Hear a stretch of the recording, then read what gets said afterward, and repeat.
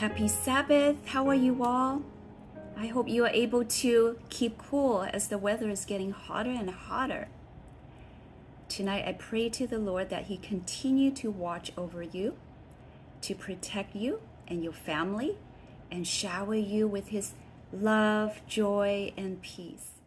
Tonight we're going to continue to study the book of Genesis, and it is chapter 30. Let me start reading verse 1. When Rachel saw that she bore Jacob no children, she envied her sister. She said to Jacob, "Give me children, or I shall die." Jacob's anger was kindled against Rachel, and he said, "Am I in the place of God, who has withheld from you the fruit of the womb?" Then she said, "Here's my servant Bilhah, go into her, so that she may give birth on my behalf, that even I may have children through her." So she gave him her servant Bilhah as a wife. And Jacob went into her, and Bilhah conceived and bore Jacob a son. Then Rachel said, "God has judged me, and has also heard my voice and given me a son." Therefore she called his name Dan. Rachel's servant Bilhah conceived again and bore Jacob a second son. Then Rachel said, "With mighty wrestling I have wrestled with my sister and have prevailed." So she called his name Naphtali. You know, God never intended bigamy to be practiced because He gave Adam only one wife.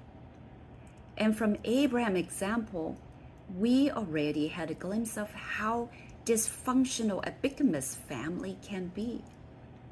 Here in this passage, we can see the distress of the wives, fighting for worthiness and their husband's affection.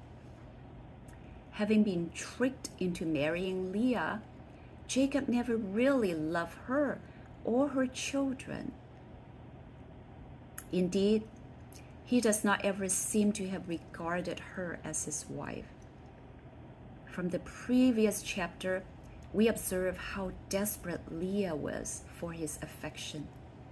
Even in the names that she had given to her 4 children, it showed her desperation. Her deepest desire was that my husband will love me now. But her efforts to achieve this never worked. And Rachel, on the other hand, was consumed with jealousy because Leah had succeeded in bearing children, whereas she remained childless and was not able to fulfill her duty as a woman. While Jacob may have loved her, but what she wanted was a baby. So she pleaded with Jacob, her husband, "Give me children or I'll die." Well, Jacob became very angry with Rachel and didn't offer her any reassurance. Remember previously when Rebekah tried and failed to have children, her husband Isaac prayed for her. You can look at that in Genesis chapter 25. But Jacob had not yet learned to stand tall on his knees in prayer. Although he did remind Rachel that the power to conceive comes from God. And he hinted that God had withheld offspring from her. So Rachel did what Sarah had done, what the women in her culture has done. She offered to Jacob her servant Bilhah as a surrogate, who would have kids on her behalf. And this resulted in 2 sons, Dan and Naphtali. Let's read on, verse 9. When Leah saw that she had ceased bearing children, she took her servant Zilpah and gave her to Jacob as a wife. Then Leah's servant Zilpah bore Jacob a son. And Leah said, "Good fortune has come." So she called his name Gad. Leah's servant Zilpah bore Jacob a second son. And Leah said, "Happy am I, for women have called me happy. So she called his name Asher. Well, Rachel finally had 2 sons, Dan and Naphtali, from her surrogate. Well, Leah responded to that. She also gave her servant Zilpah to Jacob, and she bears Gad and Asher. Here we can clearly see that the sisters are striving against one another to see who is more worthy. Verse 14. In the days of wheat harvest, Reuben went and found mandrakes in the field and brought them to his mother Leah. Then Rachel said to Leah, "Please give me some of your son's mandrakes." But she said to her, "It's a small matter that you have taken away my husband. Would you take away my son's mandrakes too?" Rachel said, "Then he may lie with you tonight in exchange for your son's mandrakes."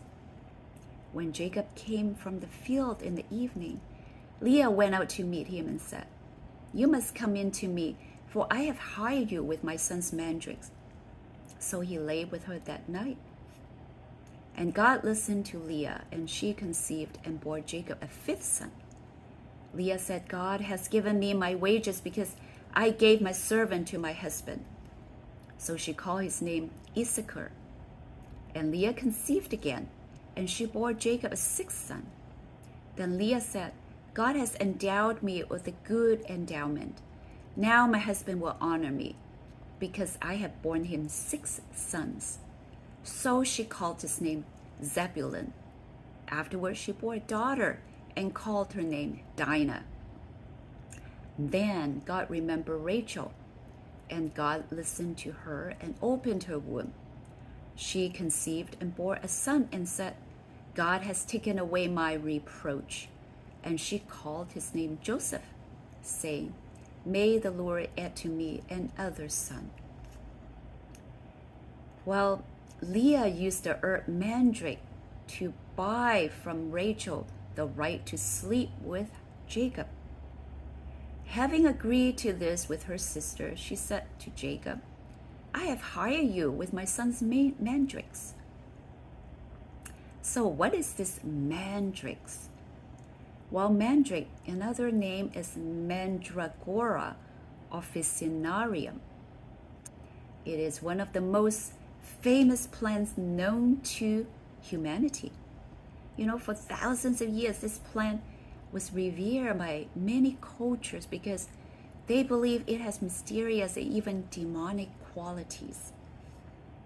In the Bible, the description of its usage is generally for fertility. Does it really have the power to make one conceive?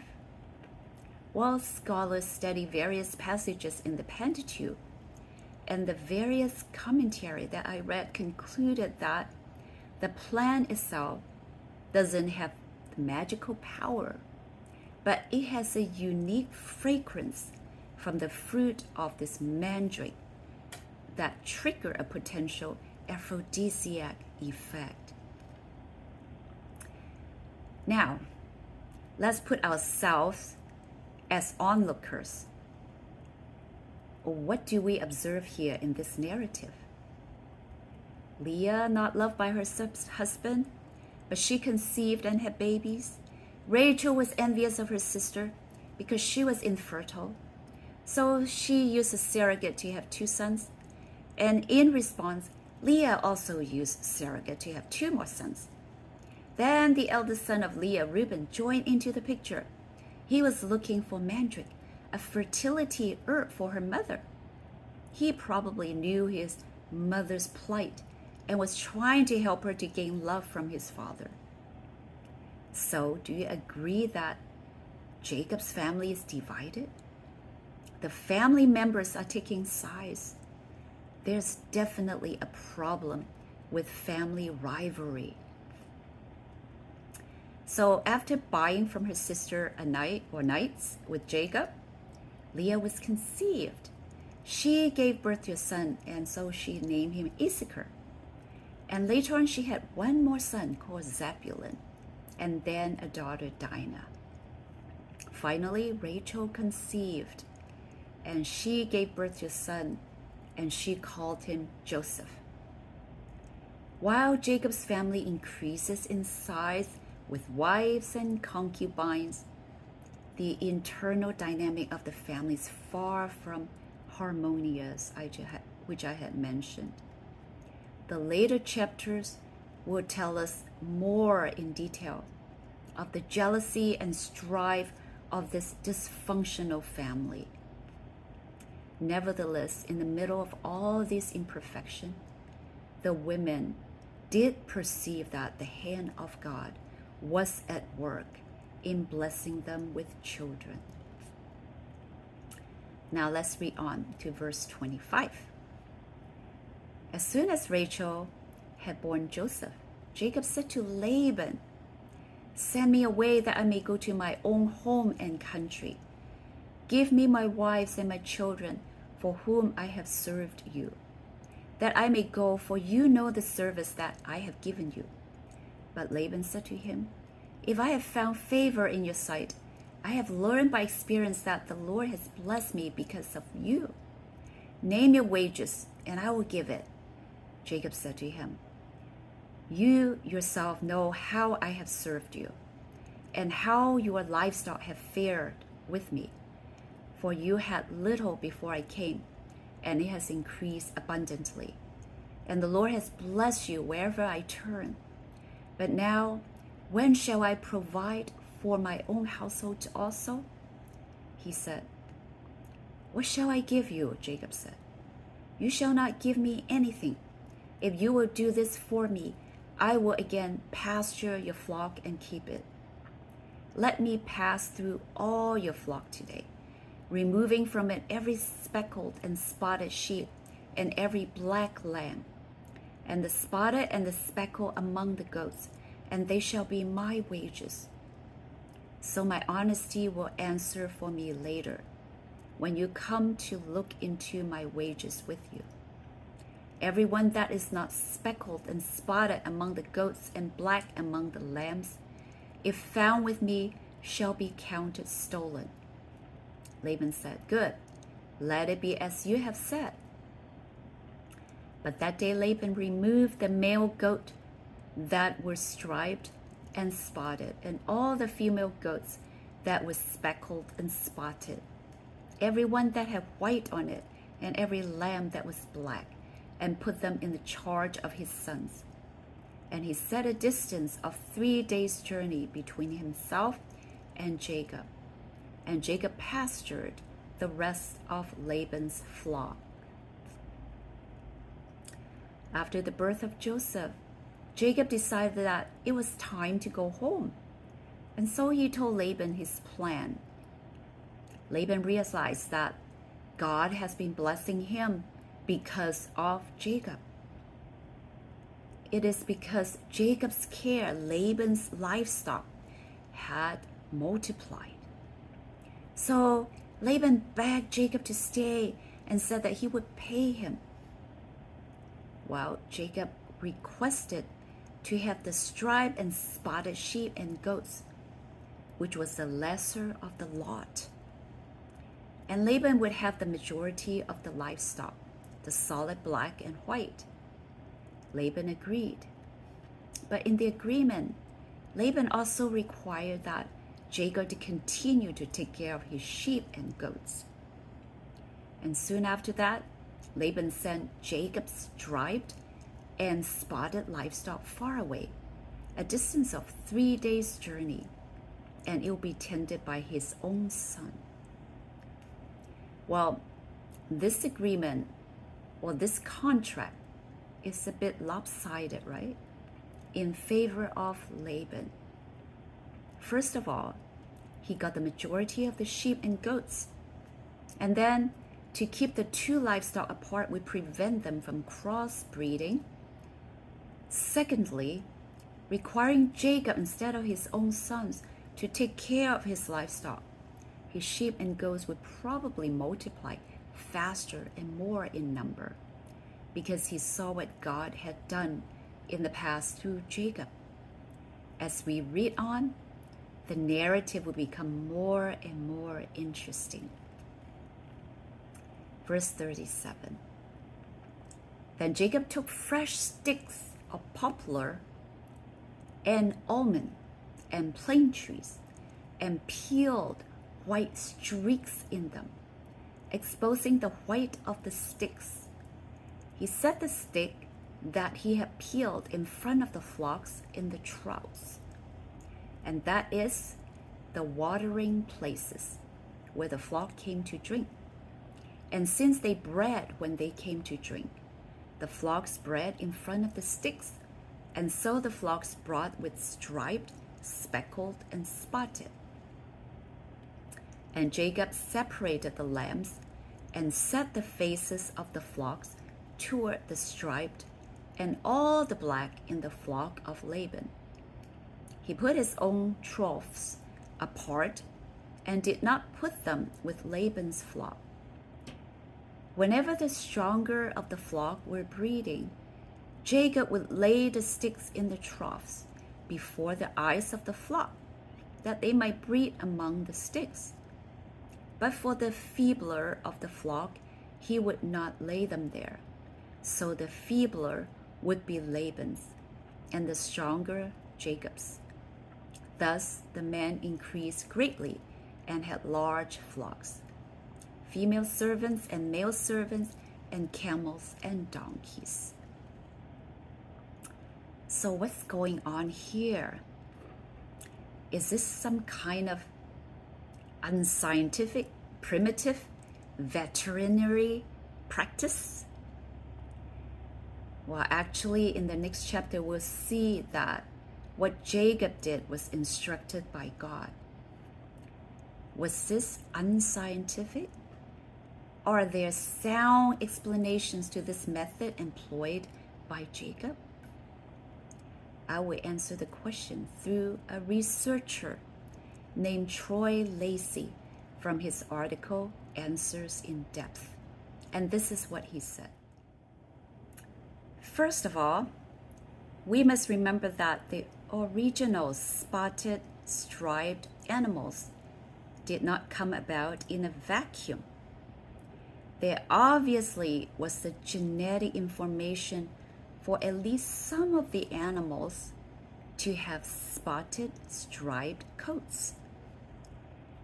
Taking the text at face value, it appeared to be a recessive trait compared to the number of pure color-coded flocks, which dominated the flocks. Number two, if things were to work out the way they did, Jacob needed to have those animals with the genetic traits for stripes, spots, and mottling to outbreed the single color-coded flocks. And this would require three things: intricate knowledge of the animal's feeding and mating behavior, medicine to keep such animals healthier, and an understanding of which animals has the genetic traits he needed to produce. And we'll tackle the medicinal herbs later. But for now, let's consider the genetics. Fortunately for Jacob, he didn't need to know anything about genetics. All he had to do was obey God.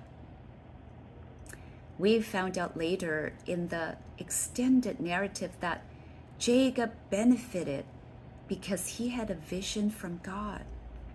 The whole context can be found in Genesis chapter 31, verse 7 to 18. But the basics can be found in here, Genesis 31, 10 to 12. Let me read it to you. When the flocks were breeding, I saw in a dream that the streaked, spotted, and speckled male were mating with the females. In that dream, the angel of God said to me, Jacob, and I said, here I am. And he said, look up and see, all the males that are mating with the flocks are striped, spotted, and speckled. For I have seen all that Laban has been doing to you. Well, Jacob was given advanced knowledge of which animals would be born due to which animals were breeding. But wait, how could there be any spotted, striped, streaked animals to breed when they had already been removed by Laban? We need to keep in mind that this was a vision, and that the striped, spotted, or streaked, or mottled animals were most likely God showing Jacob the underlying genetic makeup of some of the flock. Another question: what about those branches from poplar, almond, plane tree that Jacob had cut from, and he removed the bark and put in front of the water trough? Several sources claim that poplar and almond tree have medicinal properties for both human and livestock. There are several scientific journal papers that mention the particular tree which Jacob peeled stick supposedly cure urogenital problems, reduce fevers, work as anti-inflammatories, and aid in reducing reproductive disorders. And all this would make an animal healthier and more likely to produce healthier offspring. The method itself has often been characterized as nothing and therefore unimportant, except that it was probably a command of God to Jacob to test his obedience. Therefore, many theologians make a point of advising not trying it as a selective breeding research project unless God supernaturally intervened. It probably would not have worked out the way that it did. So, in conclusion, what did you observe in this narrative?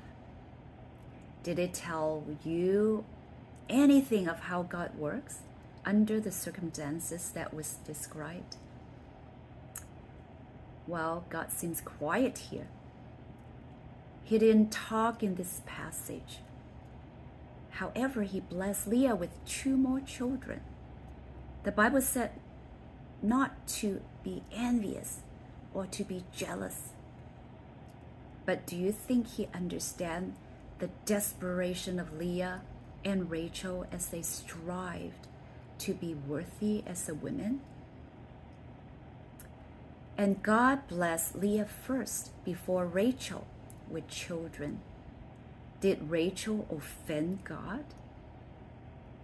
Well, maybe God was being fair. Leah didn't have her husband's love, but she was blessed with children. Rachel was blessed with her husband's love, but was barren for 14 years. She had 2 children later. God is fair. So what are the human behavior here? Human are basically self-centered. Self is the motivation of many of our actions. Laban took advantage of Jacob when he was vulnerable, penniless, and poor, and similar to what Jacob did to Esau when he was hungry and tired.